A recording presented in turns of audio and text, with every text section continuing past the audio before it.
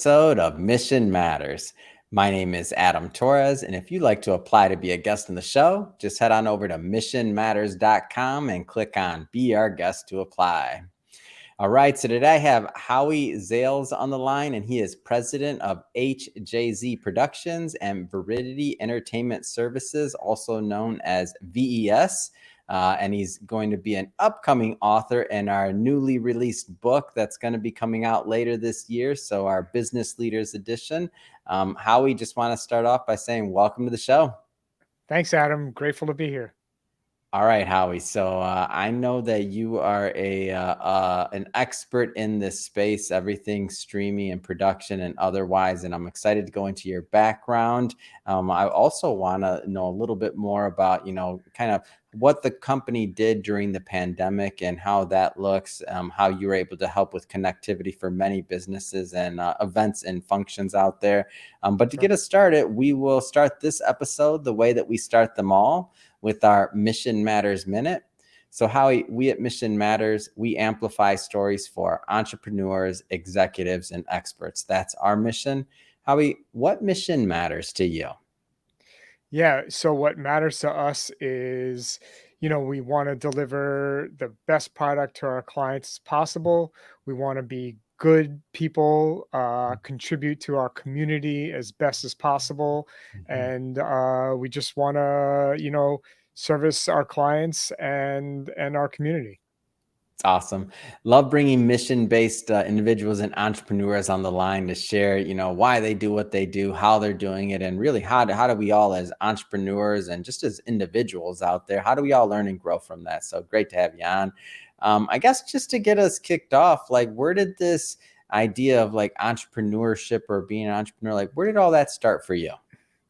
So I started my television production career back in when I graduated college, and then I was a freelance camera operator started in 2000.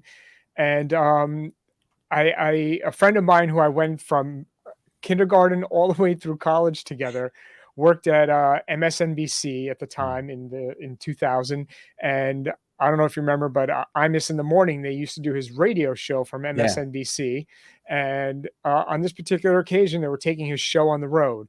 So my friend Brian called and say, "Hey, Howie, are you available to do camera for us? We need, a camera operator." And I said, "Sure, that'd be awesome." He said, "By the way, do you have any friends? I need a camera person, an audio person, and a few utilities."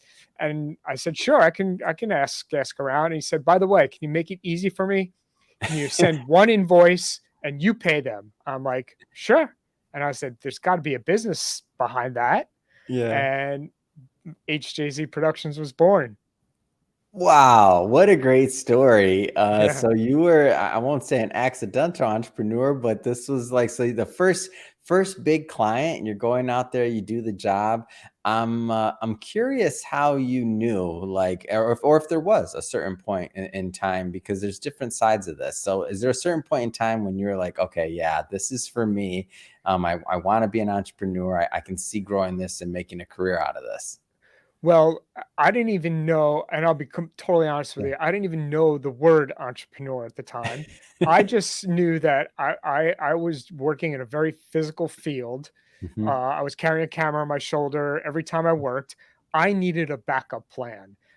So to me, having this business on the side where I would, make money off the payroll and off the hiring of people, that was my backup should I get hurt. Right. Yeah. And then lo and behold, I got hurt. I ended up having to have back surgery in 2007, 2008. And then the business at that time was kind of transforming, where we grew. And we started to get some union contracts in the local New York area, and then one contract become another contract, and we were growing. And at a certain point, my wife said to me, she goes, "You're really an entrepreneur. You need to change your mindset. Yeah, and you're not a camera operator. You're an entrepreneur that also shoots camera, not a camera operator that has a business on the side." Big distinction. Yeah. So once I made that mindset change, things totally changed. What is if you could go back to that earlier, let's say Howie that didn't know he was an entrepreneur but was doing it, which by the way, these are my favorite stories. So for me, because that's like to me, it takes it back to the fundamentals of trade, right? Like where you have a value, you have a service, you're doing it, and you get money in exchange for that. So I love it. I love stories like this. If you could go back to that, that Howie that's just kind of getting started and doesn't actually know they're an entrepreneur yet at that point, what kind of advice would you give him? Great question. I would I think I would tell myself to be open to anything. Mm, Um I would have, like, in school, I would mhm, have taken more courses. My strength, is not writing, and I mm, feel like I shied away from that. So the advice I would give to people is whatever you're not good at or whatever mm, you need help with is that's what you need to pay attention to, because yeah, somewhere later in life you're going to need that skill. Whatever avenue, whatever, job you do, whatever you're deficient at is what you need to go after and make yeah. yourself better at. No, that's great. And that, I mean, when I look back at, myself and I'm just getting started, I didn't know I was an entrepreneur either. So I'm in the same boat. I was just thinking, you're working, you do different things and, kind of transition through life. But that mindset shift, it's not really an easy thing to go through, in my opinion. No. Like, so I mean, the first book when I feel, and this is, I'm probably, I don't know, 20 businesses in at this time, before Mission Matters, and smaller businesses, side hustles, things like that, right? So if I'm counting back since I was a kid, but when I read E-Myth and I started thinking about, like, okay, if I'm going to run a business and operate it, like I need to really understand this. Like, how did you go through that transition? Like, what was helpful for you on that path? And I ask this because there's lot of change going on in the world right now. Maybe there's some other accidental entrepreneurs that'll hear this. Yeah, good question. So the mindset change happened, Mhm. and then I hired a business coach. I Mm, had hired several business coaches.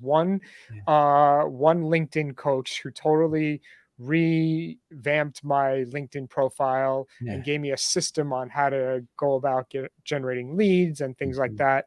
I hired a business coach Mm, uh, that helped me, you know, understand business better, how to sell, how to understand that basically everything in life is a sale, whether you're trying to convince your wife to go out to dinner or a date or whatever it may be, right? But everything in mhm, life is a sale, and how to go about doing that. And just basically how to just keep plowing on, whether when things get in the way that of your business or in life, how to move or maneuver around those things and get to the top of the mountain. And there's always going to be, always prepare yourself for worst case scenario, because things are going to happen, and have that mindset that, okay, I'm having some success, but I can't get too cocky, because this can happen, this can happen, this can happen. And you always have to be ready for winter, and not the winter months, but the winter of mhm. business.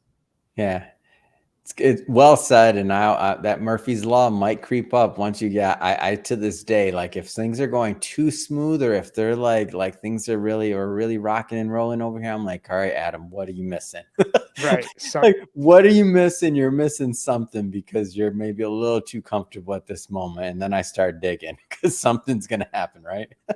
yeah, All right. I want to switch it up a bit. We'll jump all over the place here, but I sure. want to switch it up a bit. So, I want to touch on the upcoming book and maybe some of what the ideas that you'll propose there. And just for the audience, just so you know, we're only going to touch on this today, but we will be bringing Howie back on the show, and we'll do once the book is live, and we'll do a deep dive into his writing and also into the book as well. So just get us started there, Howie. Like, what are some of the ideas that you plan to propose in the upcoming launch?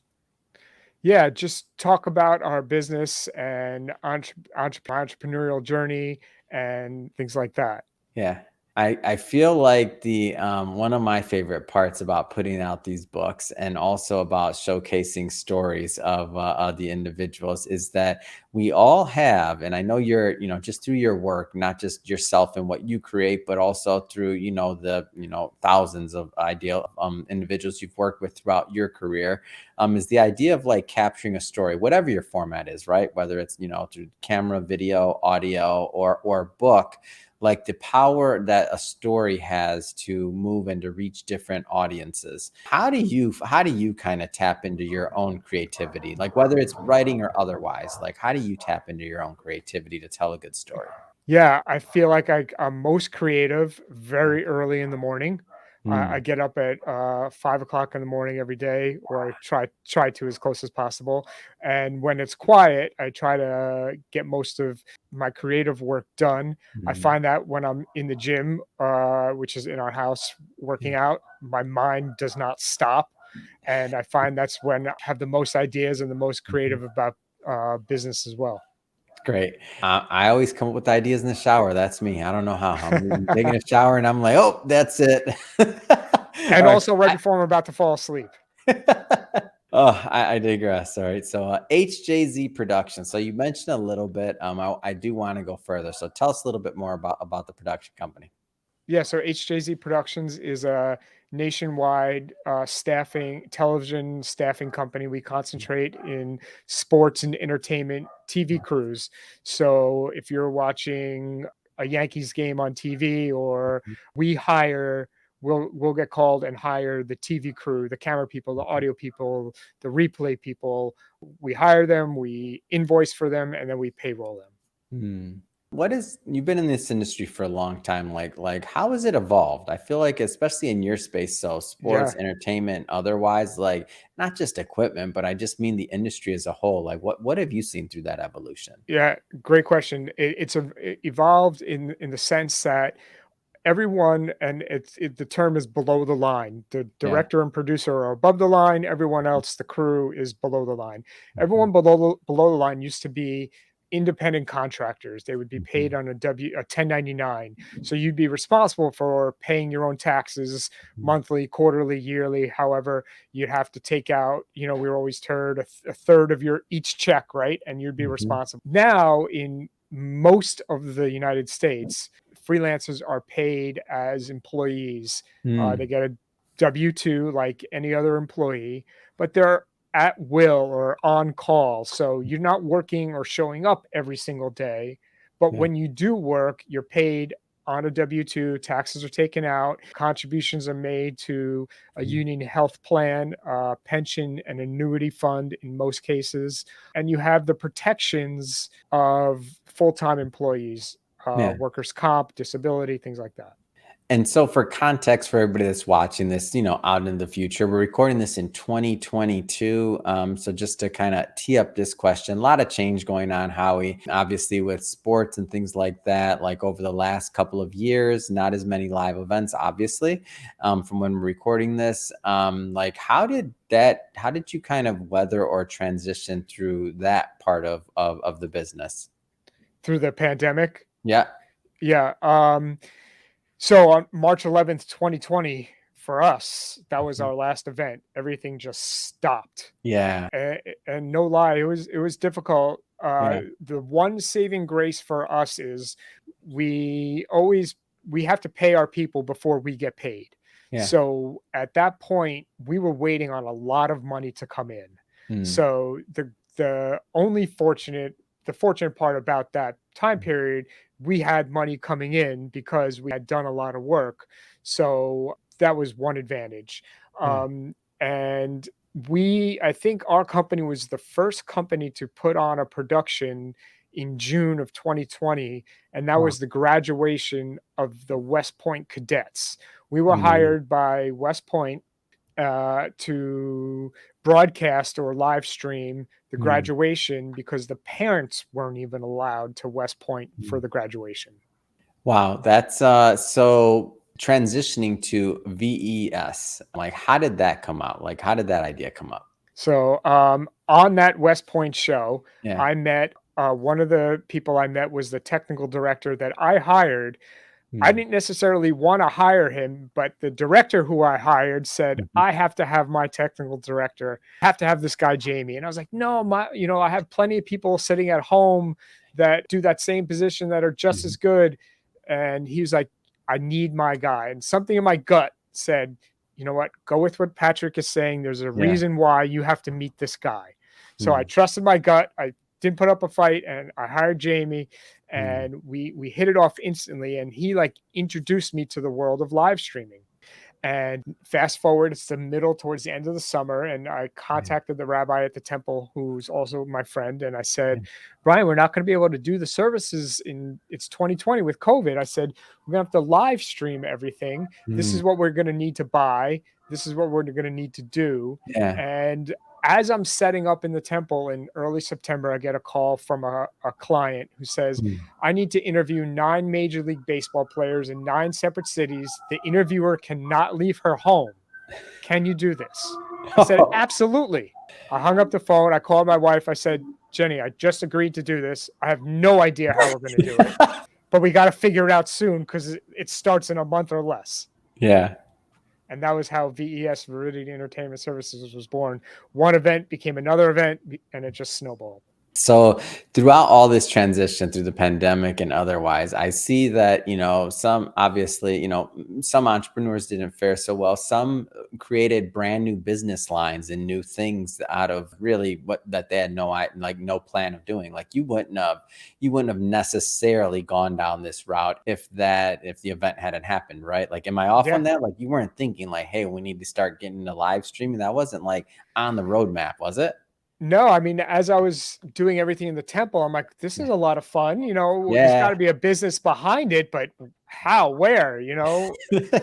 Yeah, so how did you go about, and the reason why I'm asking this question is because there's a big lesson in this. We went through a lot of the same things, so we couldn't do our in-person book launch events. We couldn't do a lot of different things. We didn't even start really the live stream until I think 2020-ish in general. So we hadn't done too much streaming and otherwise, and we weren't even really producing many shows for other individuals. Not actively, we were, but not actively. And Right. out of the pandemic, once that happened, it was like there was a whole different need that we saw we could fulfill. So we had our challenges in kind of building and understanding what that part of the model would look like for us. I'm curious to hear on your end, like how did that building process look like? Like how did that take place? Yeah. So I did a ton of research Yeah. on live streaming, the appropriate equipment. I surrounded myself with that person, Jamie, I spoke about, and with some Hmm. other people that are way smarter than I am. Yeah. I find that if I'm the smartest person in the room, there's a problem. Same. So it's who you surround yourself with. And we invested in some equipment to Yeah. pull these productions off. And once we got one production, we got another one. Then we invested in some more equipment, and then we got Mm. some more, and it was just kind of like it snowballed. Wow. And so as, as events are opening up and other things, when we're recording this, right? Like things are, pretty live. I just went to the Hollywood Bowl the other day. Like Mhm. people are definitely coming out to events, thankfully. Like how do you see the future of VES? Because I feel like it's possible that the market is just expanded. Like there's still going to be all these live events. And now it's almost like you almost, depending on the event, right? You almost have to have both now, the live component and the streaming part. Am I off on this or? No, you're 100% accurate, and we're doing a corporate event next month, Yeah. a yearly meeting. There'll be 50 or 60 people in the audience at Mm, I think the venue's a hotel in New York City, and we're handling the virtual component. But the virtual component also has it's more of a hybrid, right? Because yeah. yes, we're streaming it out, but we're also sending the camera feed to Mm, the screens that are inside the venue, yeah. and also providing the audio that is inside the venue. Mm, So we take care of all of the production, and it gets split between the in person and the mm. live stream. And so you mentioned, this was for a business event. So, which brings me to my next question. What are the type of companies that you or events that you work with on the streaming side? Yeah, we've done events for Xerox, Ray-Ban, Lixil, which is American Standard. We've done Yeah. other corporations and companies' yearly meetings. We've done sporting events, Mm. corporate interviews, um, live streams that go into the college football playoffs that just talk about the game, and with like Mike Tirico and Doug Flutie, they talk about the game, and then the live stream ends and the game comes on. Same Yeah. thing for the Final Four with Charles Barkley and Magic Mm. Johnson, things like that. So a lot of executives watch this, and as they're considering how live stream fits into their organizations, going forward, like what are some ideas or what are some thoughts as you're now? Because now maybe pre-pandemic you were just dipping your toe in the water in this space. Now you're the guy. So so I'm Yeah. interested from your point of view. Like what are some things they should be thinking about as they go into planning maybe these live/streaming events? Yeah, it's how do you engage the audience that's Mm, not there, right? Do you use QR codes? Do you use polls? Do you use tag boards, which is a yeah. way to interact social media into an event, maybe not a corporate event, but Mm, a different type of event. How do you engage the audience with the use of video, pre-produced video pieces to roll in, the use of slides to so you're not just staring at the same person yeah. talking for 40 minutes, things like that. So the thing is that it can be an interactive and entertaining experience. This isn't just Yes. get on a Zoom call and talk, right? Like Yeah. that's what I'm trying to take away from this. Like there's Yeah. a way to do an event and then there's a way to do an event, right? Yeah, and we're talking that these events could be the quality could Yeah. be broadcast on TV. That's the quality of some of these events. And the more interesting and Mhm. the more attractive you make it to the audience, the better Hmm. it's gonna play. What's a like if you can give an example maybe of just something that stuck out to you, whether it's audience or engagement wise, in a way that maybe it could be a client that you had, or it could be anybody really, that just something you saw that like when you're like, oh yeah, this worked out well. This form of engagement really got a lot of traction with the audience and created a meaningful experience. Anything stick out for you? Yeah, and it's what's happening now Yeah. with the live stream industry is the live shopping, and if Mm, it's done right, where you can be on your mobile device, your iPad, your computer, whatever, and literally just buy from the screen and just touch the screen and it goes right to your cart. To me, that is like it's like going to be I think a $250 billion business in the next year or two. yeah, that's awesome. That is, and that I mean, how much more engagement can you get, right? Yeah, I mean, And then it and the shows up. watch So you get time, they say the watch time of individuals watching each stream is, 15, 20 minutes long, and that's huge. that is huge in the world of 15-second cuts, right? And right. That's huge. Nobody's sitting down to watch a necessarily longer program, so that kind of watch time is that's legit. Yeah. What so going forward and just from your vantage point, so we have one. What interests you just in the space? So the shopping's one of them, or the live. Anything else that just sticks out, not just in streaming in general or events in general, like that just sticks out to you from your vantage point? Yeah, we're getting into, the hope is we're gonna get into some sporting events, Hmm. um, that are like track and field, some Yeah. sporting events that are want the broadcast, but don't have the money to get on TV, Yeah. but they're in the kind of that middle gray area that they can afford the production, but not have a full-fledged TV production. So Oh, that's that our makes total sense. So you're yeah, expanding the market there because the yeah, margin might be there. I mean, they may be able to do it, but now, so, as costs, as efficiencies, as different things change, then who knows? Maybe it could be different other sports that didn't get the same recognition right. that are going to be great to promote the sport and the athletes, of course. But then there's Yep. going to be these little cottage advertising or other industries that sprout up from it, right? Yeah, and our hope is we can take some of these internationally, where Yeah. let's say there's a track and field meet going on in the Bahamas, right? Mhm. They don't have, they might necessarily not have the equipment there to do it, Yeah. produce the event, and they don't do it every day like we do it here. Mhm. So we can go there, produce the event. They can advertise with us with their, their vacations and their Mhm. tourism, Oh, for and sure. so it's just, it's the perfect marriage. Ah, totally. That's great. I knew, man, you're innovating over there. Come on, man. Now it's great. It's great. And I see it too. And you can see, and when I think about different ideas and different ways to do things, and also one of the things that, as we've gotten to know each other, just your traditional TV background and understanding the model and being able to bring some of the things that, what's old is new, right? But to Right. be able to bring some of the things that have worked in the past and different things and kind of infuse them into different models and figure out what makes sense to add value on both sides of the lenses, right? For the talent and for the athletes or whomever's on one side, and then also the audience and the advertisers, and really that whole ecosystem. I mean, it could be a great thing for just creating great content, in my opinion. Yeah, and it gets some of the athletes that might not have gotten Mhm. coverage, and it provides more jobs for Yeah. people. Awesome.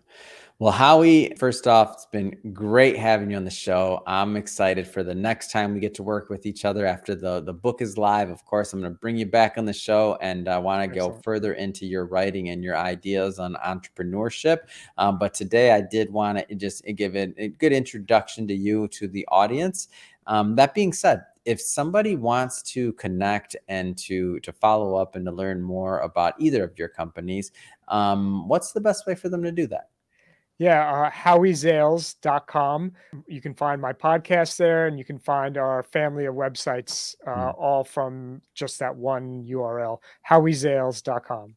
And name of podcast, gotta make sure we plug that. Yeah, TV Crew Talk. It's Mm, about the television sports broadcasting industry.